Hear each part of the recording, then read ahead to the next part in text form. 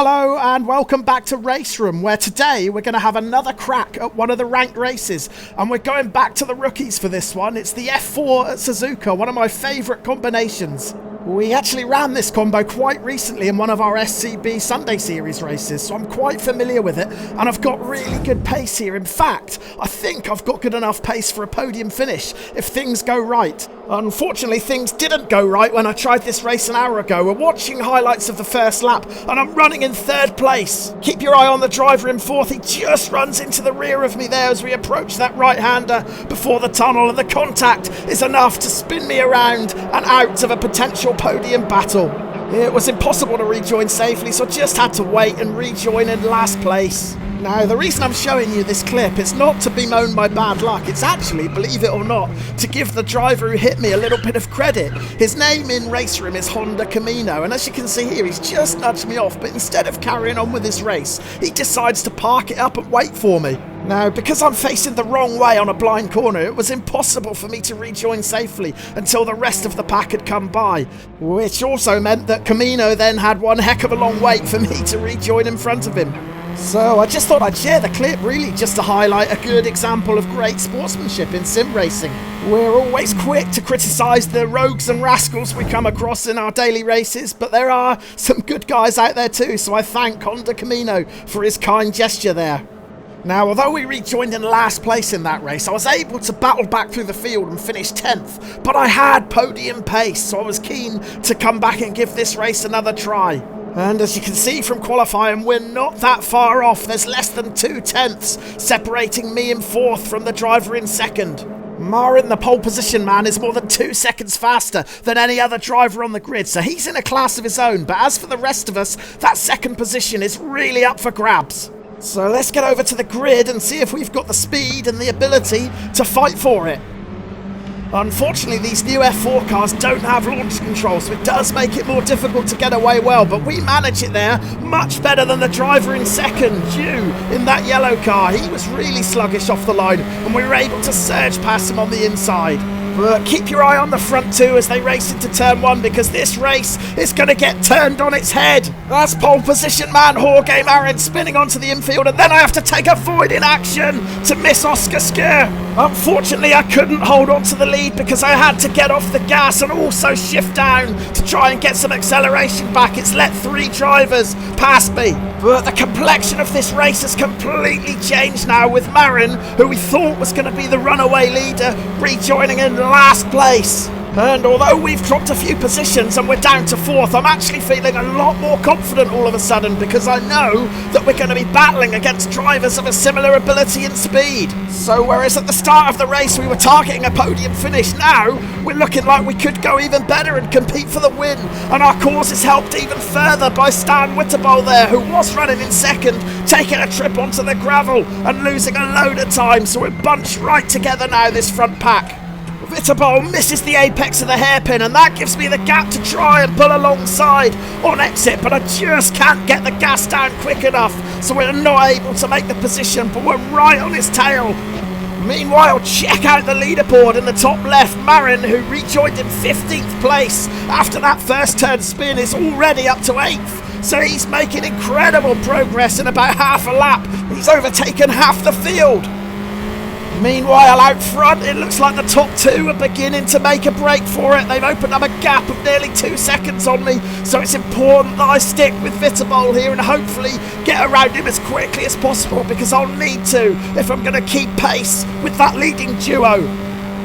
However, as we approach the final chicane for the first time, keep your eye on Wittebold, because things are about to get really messy. He's in way too hot and he has to take to the runoff area, but then he rejoins right in front of me, and as I get on the gas I give him a nudge from behind and it sent him into the gravel. Now, the last thing I ever want to do is to spin someone off, and I was in 2 minds on whether I should stop and wait for him to rejoin, but in the end I decided not to, purely because it was his mistake that got him all out of shape. We'll examine the replay of that incident in more detail shortly, but before we do, let's take a look at the start again, and what a terrible getaway Dew in the yellow car got. Straight away, we surge up the inside into third place, but keep your eye on the front too. It's the most minimal of contact that sends Marin spinning onto the infield. It also causes the second place driver Skier to lose control, and look how close he comes to taking my nose off there. It was frustrating to lose all my momentum and see those 3 cars pass me, but it could have been so much worse. And another view from my onboard will show us exactly how close we came to disaster. First from Marin, coming back onto the track to the right of me, and then, oh, it couldn't have been any closer, millimetres away from contact. And you can hear the squeal of tyre on tyre there as Sebastian Gunter makes an opportunistic pass up the inside to take third. Right in front of Gunter, we saw Stan Vitable get all out of shape, and it wouldn't be for the last time on this lap, because as we approached the final chicane, it happened again. And looking at the replay, I feel a bit guilty now about the contact, because he'd rejoined the track in front of me. I had enough warning that he was going to be off the pace, but still I tried to get on the gas just a bit too quickly. Now at the start of the video, I highlighted the good sportsmanship of Honda Kamina, who waited for me after he nudged me off, and then I didn't do the same here. Should I have done? In the heat of the battle, you only get a split second to decide what to do, and at that time I thought because he'd made the mistake in front of me, I was justified to carry on with my race. But now, looking at the replay, I'm not so sure. I'd really like to hear your thoughts and feedback. Please do leave a comment and tell me whether you think I made the right decision, or whether I caused the incident and should have done the fair thing and waited for Vitable to rejoin. However, for now, we've got to go back to concentrating on the race, because what's happened has happened with Vitable. There's nothing we can do to change it, so we've just got to put it to the back of our mind and concentrate on trying to catch Sebastian Gunter in second. As you can see from the leaderboard, Gunter's opened up a 3-second advantage, so I'm actually struggling here to keep in touch with him. And I'm also getting a little bit concerned with what's going on behind me, because if you look at the leaderboard, look who's in 5th place. Marin, after that spin on lap 1, has worked his way back into the top 5, and he's currently 3.5 seconds behind me. Now we know from his qualifying time that he can lap 2 seconds quicker than I can. So it doesn't take a mathematician to work out that if he can get around John Barber soon, he's going to be on my tail in no time. So yeah, although we're lying in a comfortable 3rd place at the moment, this podium position is by no means a sure bet. We're going to have to work really hard for it. At the moment, I think my best chance of getting 3rd is to catch Gunter and pass him, because you've got to assume that Marin is going to catch up and get past the both of us with 8 minutes of the race still to go. What's the gap to Gunter as we cross the line? It's 3.2 seconds. Gunter's just done a 209.4, so what have we done? A 208.7. So we were 3/4 of a second quicker than him on that last lap, and that's really encouraging. If we can just keep that pace going now, we should start reeling him in. And already the gap is under 3 seconds. It's 2.7, 2.6 the gap, so we're definitely getting closer. But perhaps more worryingly is what's going on behind me. Marin has got around John Barber, so Marin is in 4th now, and he's less than 3 seconds behind me. However, keep your eyes out for the huge cloud of dust in front. That's Gunter running really wide around that fast left-hander. He's now rejoining, but he's lost all his speed, and that advantage that he had over me has been wiped out. I almost made a careless mistake myself, because when I saw that cloud of dust, I immediately looked forward to see what had happened to Gunter, and I almost missed the apex myself. I just managed to keep it on the tarmac, but I did have to get off the gas a little bit more than I wanted to, so I wasn't able to capitalise as much as I could have done on Gunter's mistake. But nevertheless, the gap now is 1.1 seconds. And it's a similar gap to Marin behind me. He is on a charge. He's going to be with me before the end of this lap. There's no doubt about that.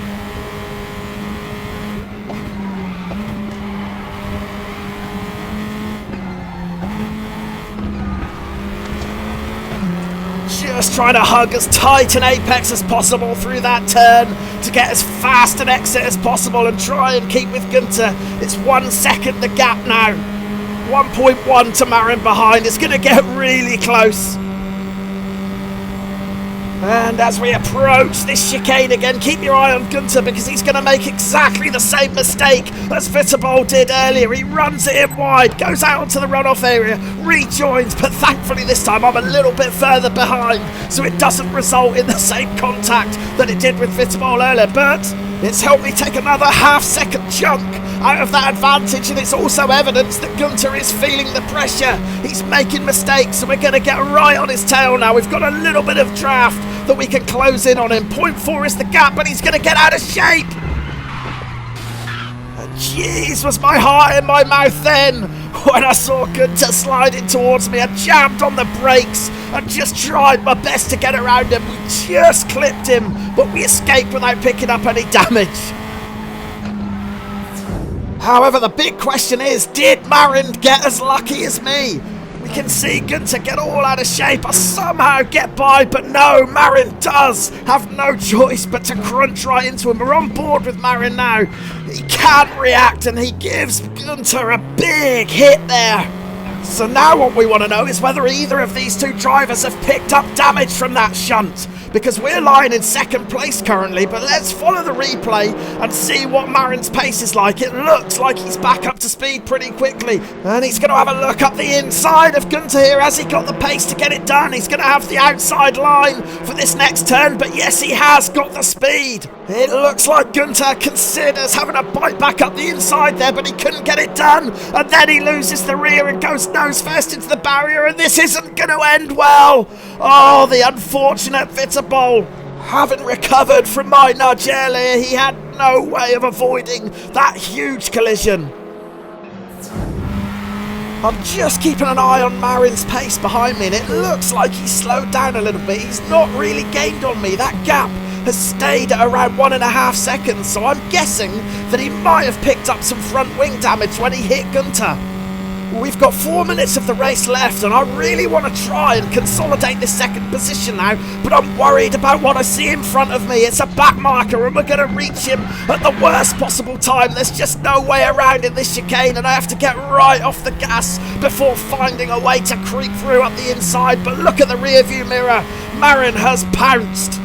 Now I know with a fully functioning car he's 2 seconds a lap quicker than I am, and probably even with damage he's at least as quick as I am, so I'm going to take a defensive line here. I'm just going to hog the inside because I don't think he can get around the outside of me. It means having to take these turns a little bit slower, but I can hold the inside line, and yes, as you can see, he's got no way through. So now the important thing is just to keep the racing line, try and hold it as tight as I can through these S's. But unfortunately my attention is diverted by a yellow flag, and I run it in a bit too hot. The rear steps out. I have to jam on the brakes to somehow avoid it from spinning. I really thought I was going to lose it there, but although I managed to save it, I could do nothing about Marin getting through. I've lost second position, and I don't fancy my chances of getting it back. Yeah, we can see from the replay how hard I was having to work to try and keep Marin at bay. Now, normally when I know a driver's that much faster than me, I'll happily let him by, but we are battling for second position here, so I thought I'd give it a try. But yeah, it didn't end well. I got all out of shape, and it's a miracle that I didn't spin off there.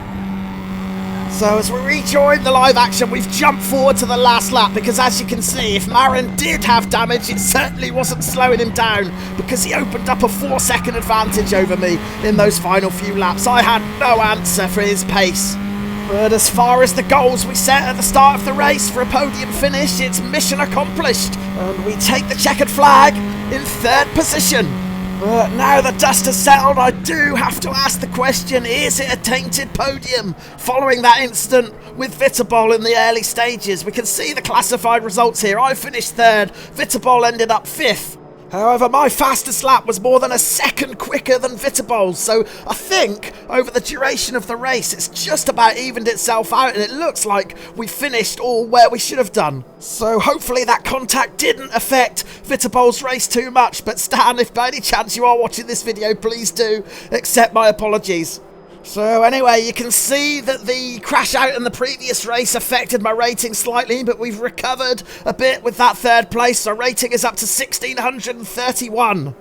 So this video brings an end to my ranked racing escapades in RaceRoom this week. I'll be back nearer the weekend when the new schedule gets released. But in the meantime, please do let me know what you think of both the instant and the video. And I'll see you again later. Thanks for watching, guys. Cheers.